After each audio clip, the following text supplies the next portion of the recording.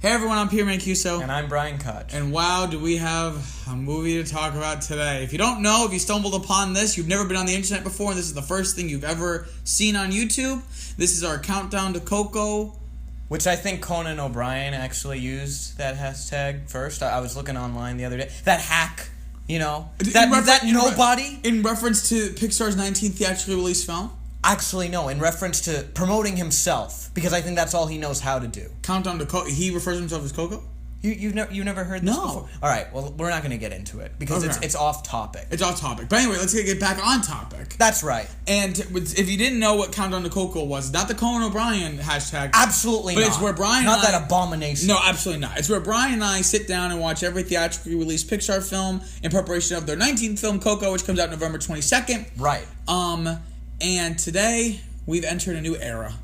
Yes. Of Pixar films. We've watched 1 to 11, Toy Story 3.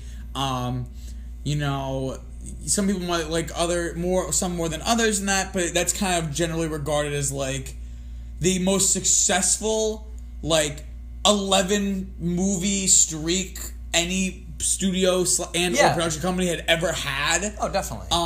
Both critically and commercially. And 2 Best Picture Oscar nominations in a row. One right after the other. One right after the other. And then right after, we get a third Best Picture nomination, right? Actually, I think it was snubbed. For both Best Picture and Best Animated Feature. Not even nominated. What about Best Director? Also snubbed? Also snubbed. Did he get nominated for any awards? Anywhere? Maybe. Maybe the Razzie? oh, well. Yeah. We're talking about the 12th theatrically released Pixar film. Quite possibly the best one. The Cars 2. That's right. Boy, so I had never seen this. I don't know how. Because I saw it was so bad. I said I'm not gonna go. What do you mean? What are you talking about? So bad.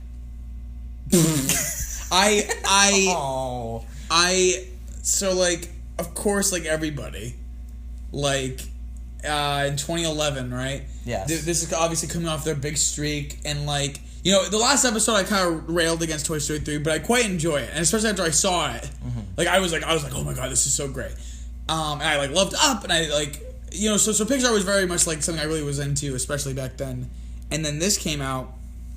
I remember hearing that was a very busy summer for me. Yeah. So it's not completely out there that I didn't see it. Right. But I saw the reviews or the Rotten Tomatoes score. The first Rotten score for a Pixar film, and still the only one. And I saw that and I went. I think part of me still wanted to go see it, but there wasn't this drive now. Right. No pun intended. No drive. It took me a second. Because they're cars. They drive. That was very well put. So, you should be a film reviewer. So I do my best. Anyway, I never saw it. Yeah. And it's one of 3 Pixar films when we for our this series that I had never seen. I guess Bugs Life also, but I had kind of seen it. Yeah. When we saw Bugs Life, it was kind of seeing it for the first time because I never really sat down to. But this was truly I had never seen anything for this movie aside from the occasional clip or two, in a trailer or someone using it to talk about how bad the movie is. Right. So, yeah. And I was kind of half excited to see a Pixar movie that I hadn't seen before. Right. And boy, so I am leaving tomorrow morning. I have a 9 a.m. bus, and right now it's about 1 o'clock, and I have to leave here around 8 a.m. And my God, time well spent. What a great colossal waste of my time. Wow. And when I'm tired tomorrow morning, to the point where I'm worried I won't wake up tomorrow because I'll be so tired, I'll have Cars 2 to thank. That's my opening statements. I'm just gonna keep quiet for a little bit. I want to hear your thoughts. All right. So I'll give a little historical background. Okay. So Cars 2. You might think. You see, I worked in the song. All right. Well, you might think that. Oh, well, there's a song you might think. It's called "You Might Think" in the movie. In this movie? Yeah. To be completely honest, I was just halfway. I gave this movie about a half hour's head start, and then half hour I was like, I don't care anymore. So I just was on my phone for most of it, to be honest. Well, So I wasn't listening to the song. I'm a professional film critic, so I wouldn't, ever do something like that, especially during a masterpiece such as this. So basically, the original, you might be thinking to yourself, why, how did they get to spies? The first one was like, this like racers, and it's like Doc Hollywood. Everyone says it's like Doc Hollywood. This guy, a big race, has to slow down, that whole thing. No inkling of spy cars. Completely out of left field. Completely out of left field. Which I give him credit for. Yeah, no, definitely. But at one point, there was something in the first Cars that led to this film. There was a deleted scene in which, how they have the Radiator Springs Drive-In Theater, where there were such classic films shown as Toy Car Story and Monster Trucks Inc., yeah, The Incredibles in this movie, and of course A Bug's Life. But there's Incredibles in this movie? No, like you just see in the background on the marquee. Oh, the Incredibles. We unfortunately don't get to see any footage from it. Okay. Yeah. Much like how we haven't seen any Incredibles 2 footage. We're denied. Exactly. Left and right, we're denied. Exactly. So originally there was a scene deleted from the first film, in which I believe it was Lightning and Sally are like on a date, and they're seeing a movie, and it's like Finn McMissile in like this like James Bond style spy movie parody. Now, unfortunately, it was cut from the film, but it only made sense to have that form the basis of the second film. Which another thing that's to be said is like, okay, so in the interim between the Cars films, there was this short series, and it was the first time Pixar had done like a short series. Like Toy Story spawned Buzz Lightyear of Star Command, like the TV show. Like Pixar wasn't like doing that.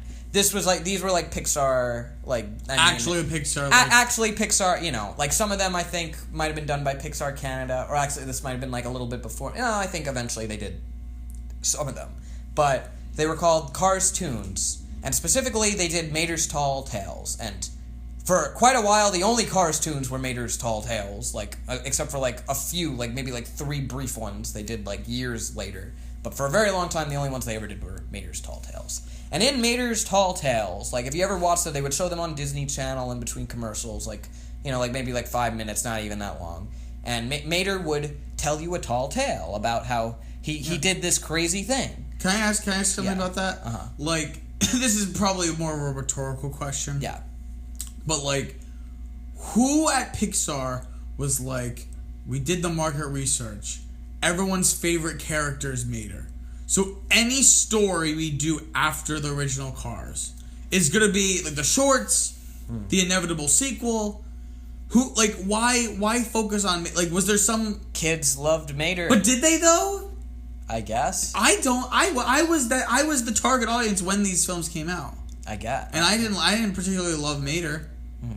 I remember liking Cars quite a bit, actually, the movie. But I mean, out of all the characters you can market aside from Lightning McQueen, which other one would you pick to push for kids? Would you pick Sally or Doc Hudson? Like the good characters? No, you'd pick Mater.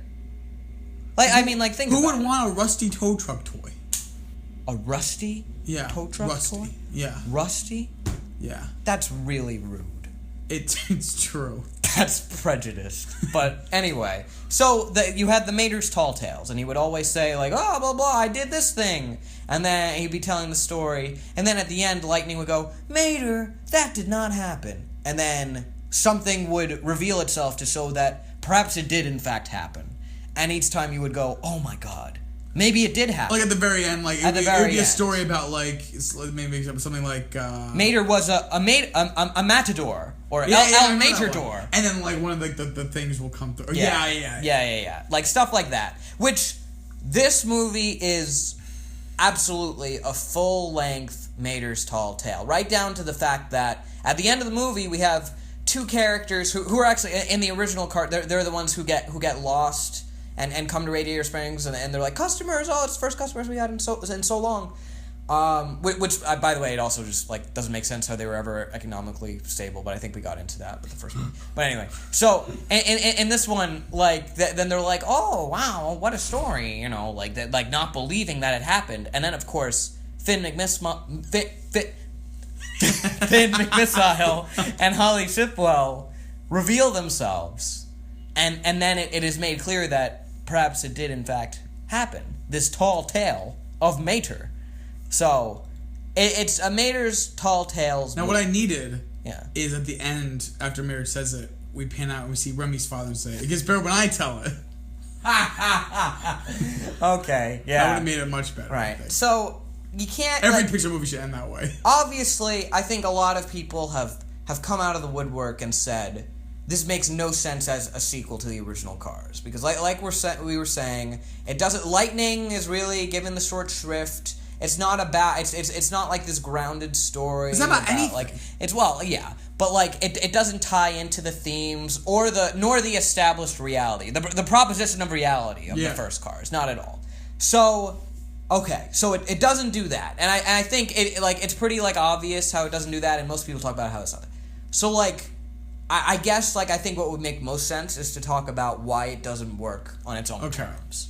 Okay, yeah, because here's the thing: is because I've never seen it, A, and B, I don't really care. Right. I've never looked up what people. I just know people hate it, but I've never looked up any specific comments that I'm sure There's a lot of consensus on, so I don't want to beat a dead horse. Of course not. So, but I'm probably going to by accident, so I apologize. Go for it. But so I think what makes it one of the worst movies I've ever seen. Wow. Is you see this idea of it on its own terms, but I feel like it's hard to separate just from the Pixar of course. canon. Yeah. Is yeah. I'm not saying separate entirely from the Pixar canon. I'm more just saying okay even if it's different, it's I mean, at a certain point, it's just sort of ridiculous to even try to judge it as a sequel. So try to judge it in terms of its own entertainment value it offers, and see. I think at the end of the day, it's not just the fact that it's a terrible sequel. I think on its own terms, I think it's poorly done. The story and the script are just all over the place. Yeah, I don't know what it is. Maybe they have different creatives behind the Cars, but I remember you even see it with the first Cars. The writing just feels different. It doesn't feel of the same caliber. And this one, it's the continuation of that, but then those already mediocre writers got lazy. And that's what it kind of feels like, where it's half-assed, kind of some kind of lesson or character arc. This character arc could have been really cool, and I do in a weird... Which character arc do you refer to? I wouldn't say maybe a character arc's not the good word, but the relationship between Mater and Lightning was kind of interesting, on a surface level. Another thing that this movie seems to operate under the pretense of is that the first Cars movie established Lightning and Mater as best friends, and they're one of these duos, a dynamic duo, Woody and Buzz and Mike and Sully. Okay, I guess, but you know, and they're never together though during the movie, and not in we're mad at each other, so we're gonna be apart. It was just literally they're just not with each other. Right. Which, in terms of the character arc, since you brought it up, I want to get into that a little bit. So, what they seem to be trying to establish as a through line is early on when Mater is then, kind of brought on this, because basically Lightning, for anyone who doesn't remember or hasn't seen the film, Lightning McQueen accepts the offer to go on this World Grand Prix race. And Sally says, you should really bring Mater along. You never bring him along. So he brings Mater along, and Mater, is very boisterous and very Mater-y, the whole adventure. And he'll, they'll go to whatever public events, and he'll be loud and obnoxious in the background and such. What do you expect? Not really, I don't know. Not really caring for other people's enjoyment or whatever. So Lightning raises the point to Mater early on in the film of, this isn't Radiator Springs. You have to act a little bit differently, which totally understandable, because when you're in a new place, or even if you're just generally when you go out in public, you can't act you can't obnoxious. You can't act obnoxious. You have to be respectful of others. So by the end, something that I struggle with in my own daily life. I know. So later in the movie, are you saying I'm Mater and you're Lightning McQueen? You're a Lightning McQueen. I don't want your help. I don't need your help. That's my favorite line. Oh Jesus! For the wrong reason. No, I like to think of at the end when then Mater's trying to get rid of the bomb, and then he's going up to Lightning oh no, Lightning, there's a bomb. You gotta get away. Lightning go, I don't want your help. I don't need your help. Again, which is something he says earlier. For completely justifiable reasons, by the way. But anyway, at the end of the movie, when Mater's then, like, sort of recalling how earlier Lightning had expressed all this stuff about how, like, you know, this isn't Radiator Springs, and this had all been compounded by the fact that Mater, having been mistaken for a spy by Finn McMissile, comes to the realization that the reason he was mistook for a spy is because he has this really stupid demeanor that he exudes. And Finn thought, like, everyone's fooled because they're too busy laughing at the fool. So, like, is that how you see me? Oh, no. Like, I mean, perhaps I need to change myself. Perhaps I need to be, you know, like, more, like, respectful or quiet or, you know. Compelling character. Or a compelling character. But then what Lightning says at the end is, no, like, when Mater goes, this isn't Radiator Spring, he goes, yes, it is. And if people think you need to change, then they need to change. And it's like, what? This is a terrible moral. It's a really bad moral. Like, it's not even like, oh, it's like a half-hearted moral that's like obviously no one can argue with. It's a bad, like, lesson. For not just for kids, for anybody. Like, not just, like, poorly written, but, like if you try to tell me this as, like, as a because it's just saying that, like, no matter where you go, like no matter where you go, always act the same. Don't worry about... I think what it's trying to say is, like, don't change because you feel insecure or something about it. Like, right, but literally the only reason that Mater experiences any success whatsoever in this film is by being very un-Matery. Because all of a sudden he has, like, intelligence and karate moves by the end, and I guess he does some... Karate. I guess he does some backwards driving, and I guess, like, he has, like, some knowledge of like engine and like car parts and stuff that then he's like drawing from, which is to say that those are Mater characteristics, but like I mean like it's really a stretch. Like the problem is like Mater, like there isn't much established about him to begin with, so you can't really like find. You know what would have made this movie better? What? And that's so that I want to go into this part yet, because this what I'll bring up will probably transition us into like what was potentially good. But I'm not done railing on this movie, so I'll just bring this up though. Is what made this movie better? Yeah.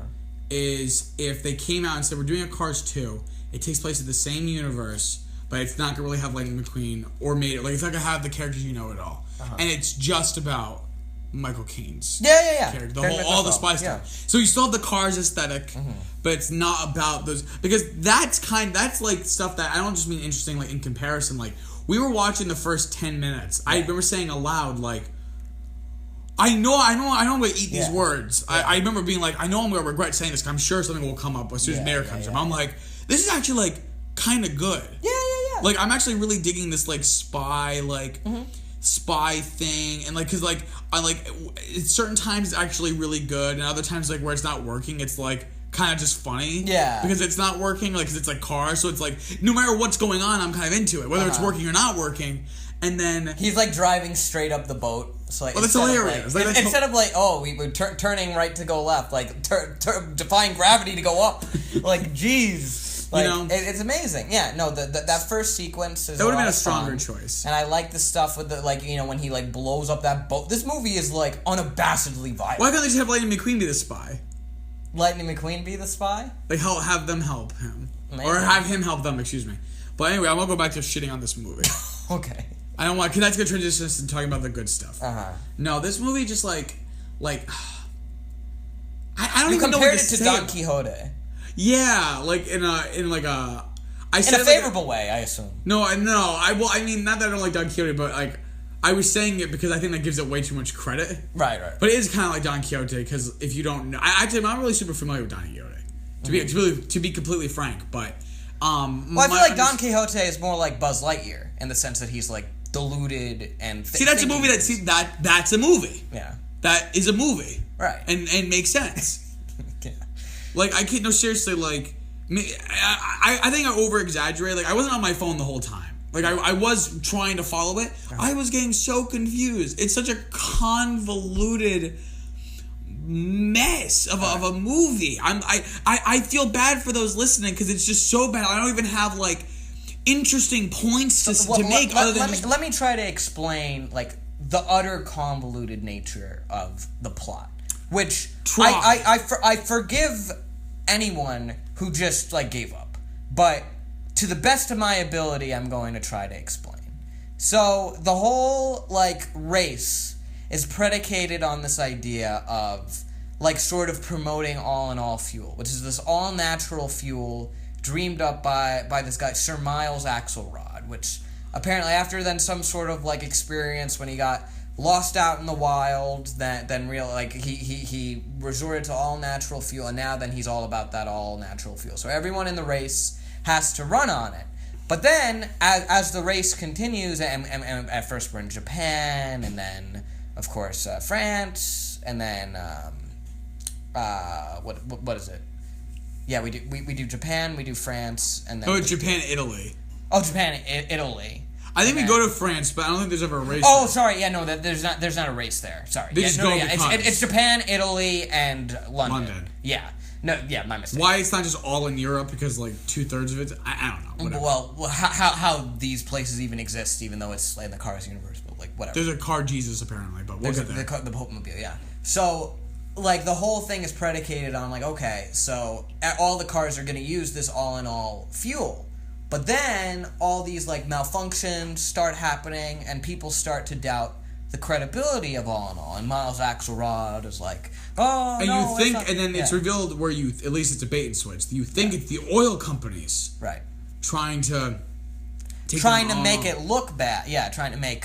Where in actuality, that is what it is. But the guy who runs all in all is actually behind it. For some reason, so I figured out the twist by accident. Yeah. Because in one of the scenes where they kill that car, the American car, the one, the blue one, I thought the one leading that scene, the interrogation, was the all-in-all car. Yeah.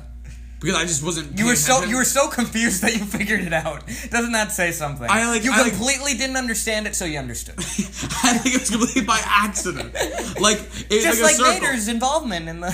Oh my god! All right, bye everybody. We're done with this. No. We're done with this. So basically, then what happens is the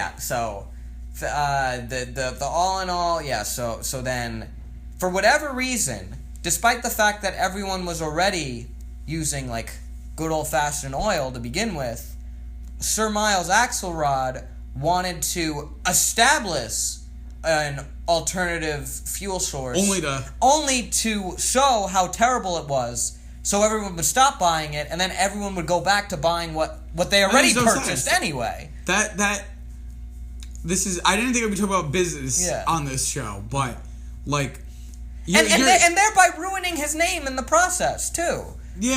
If anything, it hurts. I don't understand. And also, I feel like even if you make it seem like all in all is really bad, there'll still be some people who will still be into the idea of alternative fuel. It's not like all alternative fuel is bad. So you've lost some people that you just never introduced it. If anything, it incentivizes new companies to come in and try to figure out how to do it right. Because if you did it right, then you have a monopoly on it, and then no one else is going to try to step on your turf. But then the market's wide open. We're giving this movie way too much analysis. We're giving this movie way too much than it deserves. Way more than it deserves. Okay. But the plot's super convoluted. Again, going back to the whole idea of Mater leading the film. So I said that about the original Cars. I was really into it, and then the minute Mater came in, it became a different. Even the scenes where Mater wasn't in it. Now just the whole movie had kind of taken this new direction. So who thought that a Mater film, led by Mater, voiced by Larry the Cable Guy, would be this film feels like, I don't want to call it DreamWorks, because they from time to time make good movies from time to time. Sure. So, but maybe at this time in history, maybe it'd be a good apt comparison. But it just feels like the entire film on every level feels like a second-rate animation studio made it. It's so. And you know what they do is that they'll have these ideas and just do the quirky version of it, and not any interesting idea. And that's what Cars always felt like to me, even the first one. Yeah. What always I think differentiated Pixar from other studios is that they'll take this concept, but do the not obvious story. Right. Like Cars being spies.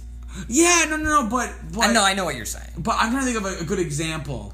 But certain, again, I don't want to call it DreamWorks, but DreamWorks maybe would do something like that. I'm trying to think of a Pixar movie where I can say like this is the bad version of this movie would be blank. But I can't think of anything. How about you have Finding Nemo and then you have Shark Tale? No, but I mean specifically like same characters but like different story. Okay. I mean, like I'm trying to think like. Well, then you have to go into the hypothetical. Yeah, that's what I mean. Okay. Well, I mean, just to like take any of these movies of like, oh, we're gonna do a movie about monsters, and then we ended up with, I don't know, like Monsters vs. Aliens. Like, I mean, like that doesn't have anything to do with Monsters Inc., but just in the sense of like, all right, so we're gonna do something with Monsters vs. and not like fully developing and like making a world that's like interesting and has like an allegory, makes sense, care about the characters. That's what you're getting. Yeah, and whereas even the original Cars, for all of its strengths, very little what they are, even the original Cars had that element. But there was still some semblance of quality where I can at least say like I guess it's a net positive. I want to say, speaking for me personally, in terms of like when people like talk about like the Cars movies in general and how they don't like, I like object to that in the sense that like I think this is like in a completely other league than the first movie, in the sense that like the difference in quality I think is astronomical. The first movie isn't bad. Yeah, it's not really. The first movie is easily a net positive in my book, but then this one is very, very different. So I think this is the first net negative that we've seen. Like this. Yeah, this is like. Again, like I do try to meet movies on their own terms, but this was like a movie. This really does not happen. 2 in 1 week for us. We also watched Blade Runner, which you didn't like Blade Runner. I was not happy. But the original Blade Runner. Actually, no, the final cut of Blade Runner. Yeah, but that's a different conversation. That's a different story. But this was there's no part in this movie with Larry the Cable Guy reciting the Tears in Rain monologue. Oh my god! Imagine Larry the Cable Guy. All those moments will be lost. All my dents. All my dents will be lost. Like rust in the rain. Time to die. Okay. No, but I forgot what I was trying to say. But this movie is just like I usually if I don't like a movie I don't get too upset about it. But like I'm a little grumpy. Like this movie like affected my mood. Like. I'm like, it put me off about how bad it was. There are like little moments where it just sort of like, wow, I never thought I'd see that in a Pixar movie. Not in a good way. Like not in a good way. Not in a good way. Like they're on the Lightning and Mater are on the airplane and they're watching like Wipeout. But it's like I always wanted to see Pixar's take on Wipeout. Like and this is coming from like I used to watch Wipeout. And like haha, there's like some like fun to be had, but like that's just weird. Like, but that's not really like a huge problem. What I do take issue with is like when they have like that fight at the airport, and then that one car like falls into like the lavatory services, and it's the like oil. Yeah. And it's like you have that, and you have of course like the bathroom jokes with the Japanese toilet. Was like, all right, sure. Like I don't know. There's just all these moments that I'm like, and another like the animation, of course. Is really good, and again, like I as I've said before, that shouldn't just go without saying. Like it is really then well done. It's very pretty to look at. Although I will say there is one specific piece of character animation that I think is the worst piece of character animation in Pixar history. Really, and that is very early on in the film when Lightning and Mater reunite and they have their best friend's handshake. And the thing with the tires in these movies is they've always been very careful about how they've used them, in the sense that like they don't like try to like use them to like mime as like hands. They can kind of they can tilt in ways. They like tilt the way you can turn the steering wheel. Right. But they don't like they don't push it that much. But here they just go like and they reach out and like do like this ridiculously long and complicated handshake. And I think includes the back wheels as well. Yes, and I think it looks terrible. Because it just doesn't fit with the rest of how they work. I thought you were going to say it looks terrifying. I can't even give it that much credit. It just looks wrong. Yeah. And I mean, I can't blame, like, if it said in the script, all right, they have to do a handshake, then I mean, like, what are you going to do? Like, you have to... Rewrite the script. Yeah, rewrite the script. It's the same people writing it who are animating it. Nah, well, somewhat. Like, who wrote this piece of garbage? I don't know. But, actually, I think this is the first... No, sorry, this isn't the first time. Ratatouille was the first time. This had a different director at first. I believe it was was it Brad Lewis? Brad Bird? Brad Lewis, I think. God. And then John Lasseter, like, took it over very, very late. So, like, he, like, directed it, but, like, a lot of people don't know. Like, I don't think there was, like, very much time in which he was, like, actively the director of this movie. Oh, really? Yeah. That explains a lot. Uh-huh. It doesn't explain too much, because he still made Cars. Uh-huh. But it explains... But Cars is so much explains how yeah. it could end up... Because the thing that I always kept saying during it was, like, these people made... Again, you might like some more than others, but critically and commercially... Yeah. Pixar made 11 hits, right? Like, bona fide hits. So, was there no point during the writing or animation or, like, any part of the process where they realized that maybe this isn't good? Was it a pride thing, like too big for their britches, like not being aware of it? Was it just like, we have to make... Like, I really don't think this movie gets made without... The success of the Cars merchandising. Right. I don't think anyone had a hunger to tell this story. John Lasseter does. With the love original the Cars story, universe, it's like, oh, I love Cars. Yeah, John Lasseter does love the Cars universe, but like, again, I want to return to trying to judge this on its own terms as much as I can. And if this is to be taken as a sort of like, okay, this is going to be a movie in which there is a misunderstanding and the Mater is meant to be a spot, it takes like 40 minutes for him to like actually like meet up with Finn McMissile and for like that stuff to get going, you know? Yeah. And that's like the whole like thing of this movie. That's like the whole gimmick. Like the whole big joke. And it takes a really long time to get to that. Cause like at first it's like almost then trying to establish itself as like, okay, well then we're gonna reequate you to Radiator Springs and lightning. They're gonna go to the... Like they have this character, Francesco Bernoulli, who like You could then, like it seems to be something of an Italian Chick Hicks, but by the end of it, like, he's not actually, like, and like, ultimately very antagonistic in any way. He's just sort of, like, a foil, like, a pointless foil for Lightning to deal with, just so Lightning has something to vaguely have a conflict over, sort of. Because, like, I guess then Sally then expressed a mild attraction towards him, so maybe she'll have an affair, like, oh no. Like, I would love to see that. Sally, he drives in, because of course they don't walk, they drive their cars. He drives in on them. At the Cozy Cone. He's getting real fucking cozy in that Cozy Cone. And he's just like giving her that Italian, you know, car sausage. Okay. And she's like, oh, you weren't supposed to be back yet from England. And then he goes, wow. My heart is broken.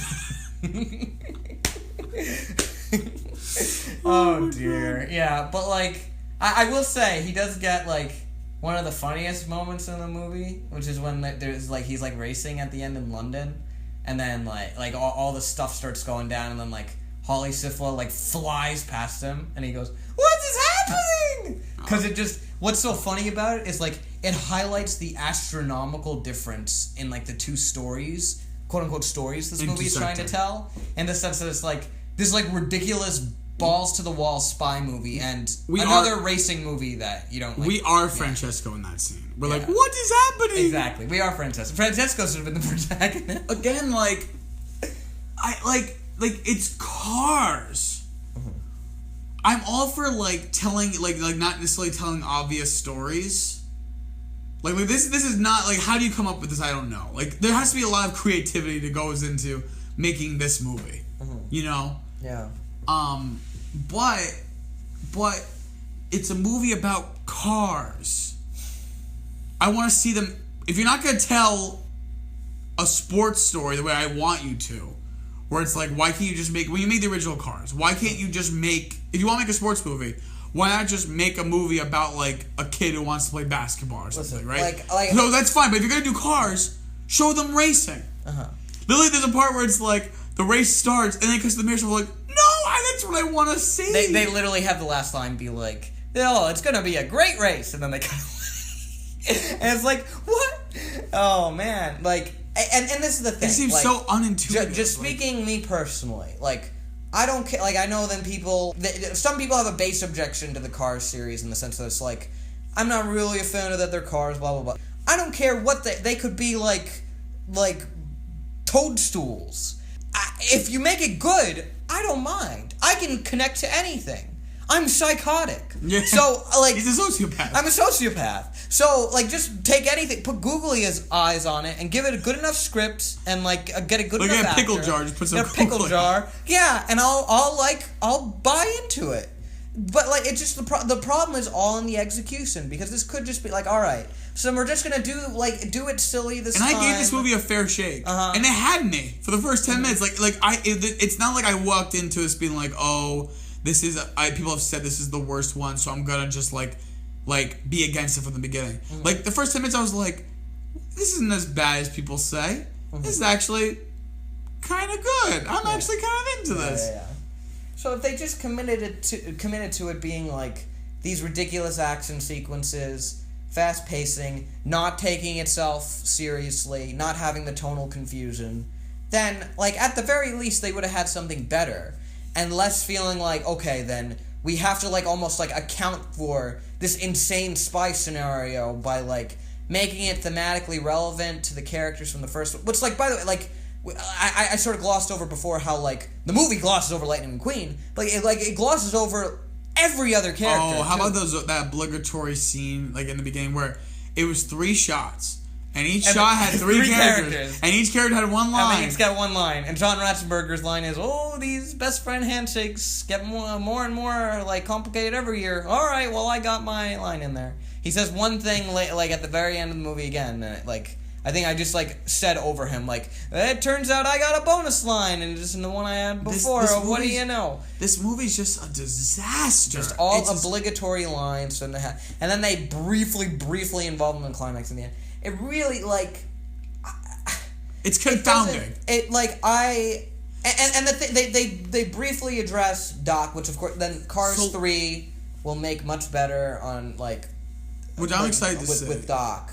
But, they just with Doc. They just gloss that over. Yeah, because they originally, like, John Lasseter wanted to then have Paul Newman. I think Paul Newman had retired from acting, and Lasseter was going to try to get Paul Newman to come back for that. Like, I don't know if, like, this was a different movie. I don't know if, like, maybe, like, this is just pure speculation on my part. Yeah. But, like, maybe, like, there were vastly different plans for this movie, and then Paul Newman passed away, and then they, like, changed it completely. Maybe. I don't know. But, like, at the very least, he was going to be part of it. I remember there being reports about how Lasseter wanted to bring Newman out of retirement. Why is this movie not about Lightning McQueen and Doc Hudson? You know, I know he died, but I mean, like, let's say he didn't.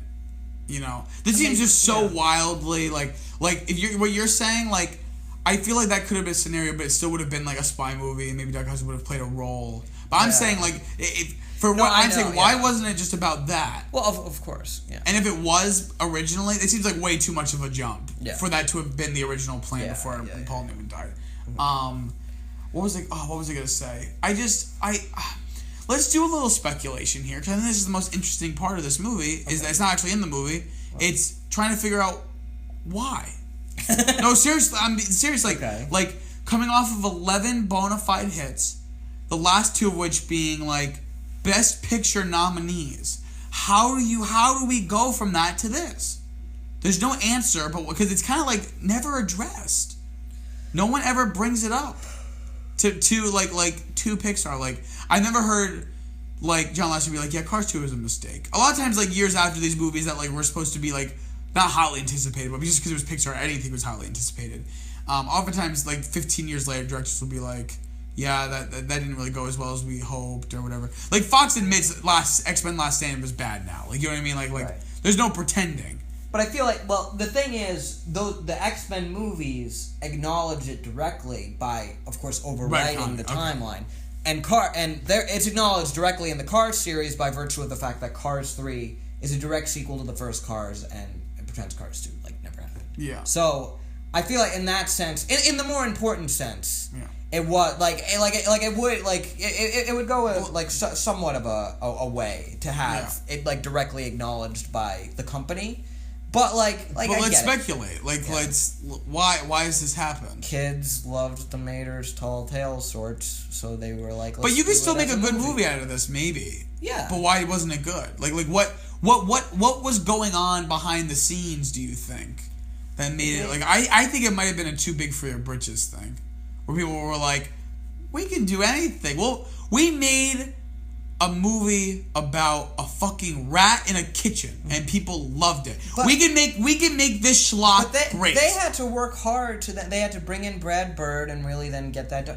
So I think it's less that. I think what's more likely is that everyone who was working there just wasn't interested in going on to that project, because they were like, well, I want to work on Toy Story 3. Like everyone who came into the company, perhaps being some people being inspired by the first Toy Story to work there, getting the chance to work on Toy Story 3. Well, of course I want to work on Toy Story 3. Or Brave.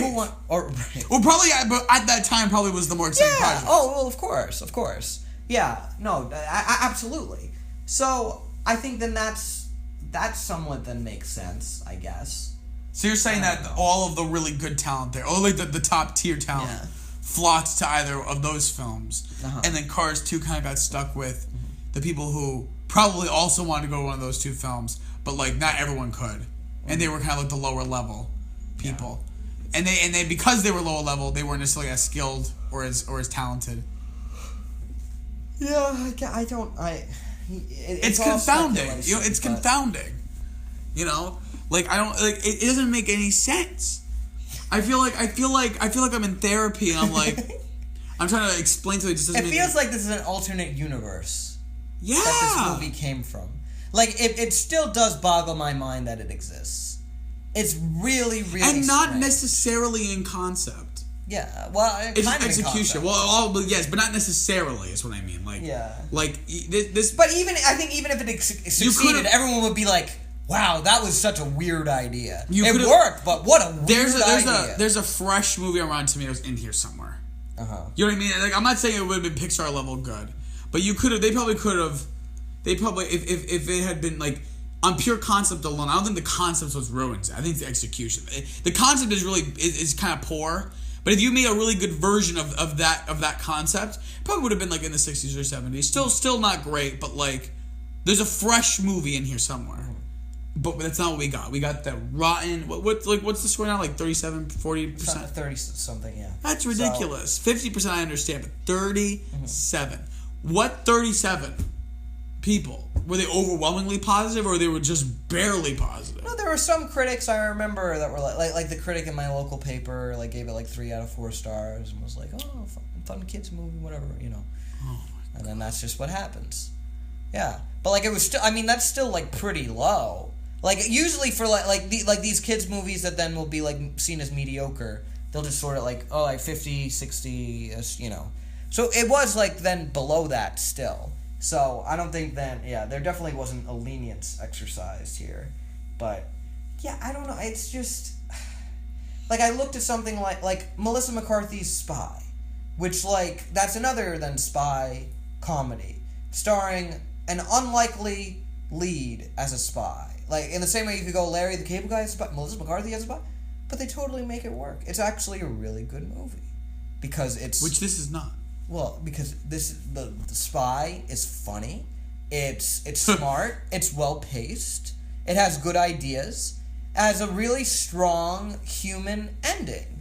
There's a genuine, and so there's a similarity in the sense that it's not just all about sending it up and satirize it or just have it parodying it Austin Powers style or something. It's like Spy then has a human core to it in the same way that Cars 2 is kind of trying to do that, but Spy really succeeds on that front because it commits to that and makes you care. Whereas this movie then just, it doesn't.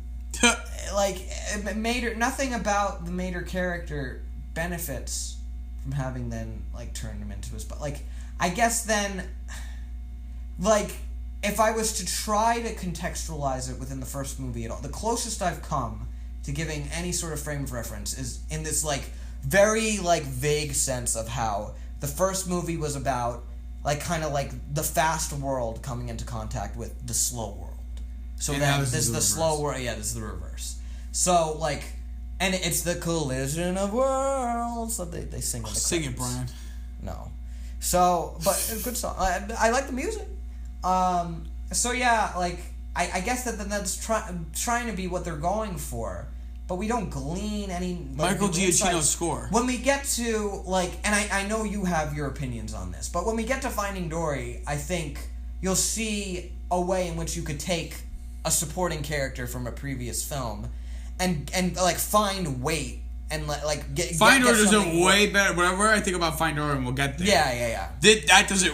Way better. Right, exactly. Because there's, like, actual... And, like, they didn't have to contrive it because it was right there since the first film. There was emotional heft to that character, and she could sustain her own scenes. Mater, like, any emotion attached to Mater is just directly stemming from this idea of, like, he considers Lightning his best friend, and all isn't of that the sad sequels... how loyal he is?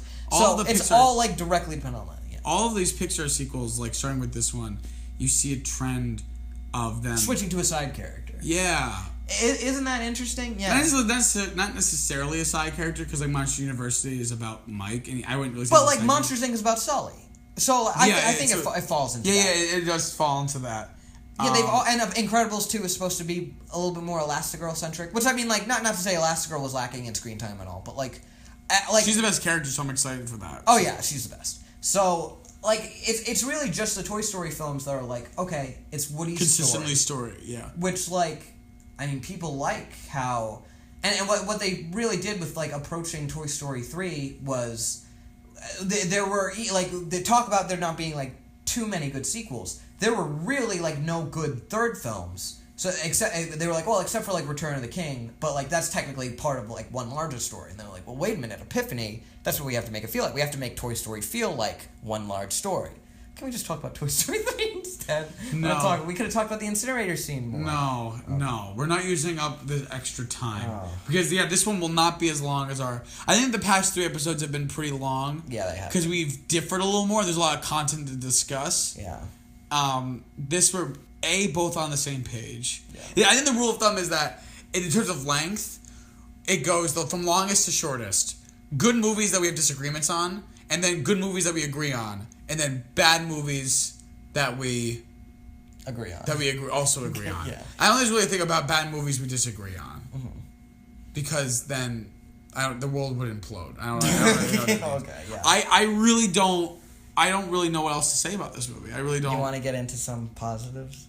No, I don't even want to get into positives. Well, I think I said what pretty positives? I said pretty much most of what I would say in the sense of like the Finn McMissile accent. That stuff's actually really cool. It's fun. Michael Caine does. He's like doing too good of a job. He doesn't deserve to be doing as good of a job. He's giving this movie... Getting killed by a clock gives a whole new meaning to running out of time. He sells that line. He's so funny. He gives the movie a performance that it desperately needs and desperately and strongly does not deserve by any means. Did Michael Giacchino do the score? Yes. Not Randy Newman. Because Randy Newman did the first one. He comes back for Cars 3. Oh, good. Yeah, the best, and I'll briefly talk about this. What I think is like the best quote unquote real scene in the movie, and by quote unquote real scene I mean like the best Cars scene. Not like the action, like the spy scenes. And not to say this is like a great scene or anything, but I think it's worth pointing out. Yeah. And this is the scene in Italy when Lightning is talking to when Lightning is talking to Luigi and Guido, like Luigi's family. So, basically, just in the sense that like. It's the one time that I feel like we like slow down, and not in the way like I mean the movie has like a lot of like slow, like especially like the first like 40 minutes like can like really be a slog, but like I mean like kind of the whole thing is, but like in this time, like all it's 106 minutes. Yeah, slog. But like this like slow mo. This is a slow moment in the sense that like I feel like we're like composing ourselves a little bit, and we're like trying to like talk about like what's going on and like what happened with Mater, and like even though I disagree with like the moral that's put forward of like I was like trying to talk to him and they express this idea to Lightning. So then if he's your best friend, then why are you trying to tell him to be someone else? Like it's like I mean like even though I don't agree with where that moral ends up going, isn't sort of nice. And I like how then they talk about like Luigi and Guido would have these fights, but like no fights okay, ever like, separate friends, best friend, you know, like. Okay, like this is an actual like moment where like we're genuinely talking about feelings. Like it feels like this is like kind of like a movie, you know? So with a point. With a point. Like with a point. Like with a purpose. Like Pixar always does. Like they excel. That's why I love them so much. Always did. Oh, stop. Why I love them so much that they always like they don't just go for the surface level. It's all about being in service of character and the point and the metaphor and the great meaning behind it all. So that scene kind of gives a semblance of it to me, I guess. So it's worth pointing out. Yeah. Nah. I think that's I honestly I kind of the only positive things I really feel are like what you said about like that scene and the stuff with I would say the stuff with the spies, but not really. Like the first scene with the spy. Mostly the first scene. There's some fun stuff in the climax. I do kind of think the scene is it's not super effective, but like the scene where he's like, I might hurt you, and he's like, he's like, or what does he say? I don't know. But it's like the miscommunication. Lightning doesn't know he has a bomb, so he thinks he's talking about it. It's kind of. I know I made you feel that way before. Yeah, it's kind of reminiscent of like the scene in Monsters Inc. when Sully's getting choked out by Randall, and Mike's like, it is. Like I know he's just too sensitive. Like it's kind of reminiscent of that. It's funny. You could laugh along to that and be fine. Like that's kind of a little Abbott Costello-y, like the miscommunication. It's like you know, like the action is rising and the comedy is rising, and that's what should be happening in a movie like this, but that just doesn't really happen. Like usually they'll just be like we won't even like integrate the comedy with the action most of the time. That's like probably the only sequence in which they do. So yeah, that's worth mentioning as well. I guess one other very random thing is at one point the professor has this one moment. And this is right when he's about to kill the American spy who passes the message over to Mater. He tells him about this electromagnetic pulse, which they redubbed and changed. They use the word like radiation or whatever. So they want radiation springs. No, not radiator springs. Like they use like the word and it was like a bad buzzword kind of at the time. But yeah, I remember you could see the most interesting thing probably about like this movie or like the production of this movie is you could see there's this little mini documentary. I think they still have it like officially uploaded on YouTube on like the Disney Pixar channel. But it's a day in the life of John Lasseter, and it's during the production of Cars 2. So like you sort of then see him then go through all of this different like stuff of like trying to then take care of the movie, and it like you would think like it's just sort of gonna be like this generic promotional piece, like, you know, whatever, but it sort of gets into stuff like they prepare a sound mix that they want to show like this preview screening, and then John Lasseter's like, oh my god, this is not ready, that this like needs to be reworked, are we gonna have enough time, and then it gets into like the whole electromagnetic pulse change, so like just sort of then kind of interesting in terms of like seeing how they, you know, like what a day is like in terms of, you know, making one of these movies. It's cool. So, if you want to watch that instead of watching Cars 2. That sounds like a better choice. Yeah. Shall we just move on to rankings? Yeah. Just move on. Is there any surprise? You don't need to pull up my list. I already know. You already know? Yeah. Actually, you pull up, I'll say the whole list. Yeah. I need you to pull it up. Let me get it. On your phone, because we record on my phone. Right. Hold on. Let me get it. This is just depressing. I'm just like depressed, like after watching this, like. Okay. So, let's see. Where is this gonna go? Above Toy Story 3? All right. From bottom to top, Cars 2, A Bug's Life, Cars, Up, WALL-E, Toy Story 3, Toy Story, Finding Nemo, Toy Story 2, Monsters Inc., Ratatouille, and The Incredibles.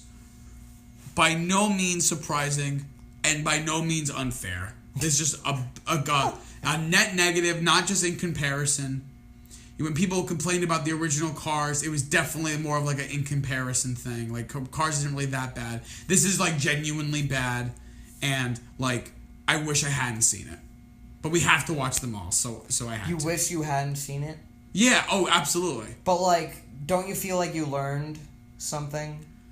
I learned how far. I did learn something. I realized I learned how terrible life could get, and I still didn't want to end it. Like if this movie didn't cause me to want to like jump off the George Washington Bridge, then nothing will. You know, like life. There'll still be some kind of glimmer of hope for me. That's really uplifting. It's, no, not really, not in my eyes. But what's your ranking, Brian? Well, above Monsters Inc. I love Monsters Inc. I know it's unfortunately like relatively low on the list, but that's just what happens when like a lot of my favorite movies have to share the same list. But I really, I had to do some deep soul searching. This is very difficult for me, but I feel like let me go top to bottom for a change. Jesus so, Toy Christ. Story 3, Toy Story 2, Toy Story, The Incredibles, Finding Nemo, Up, WALL-E, Ratatouille, Monsters Inc., Cars, A Bug's Life. Okay. Cars 2. Okay. You always have me there.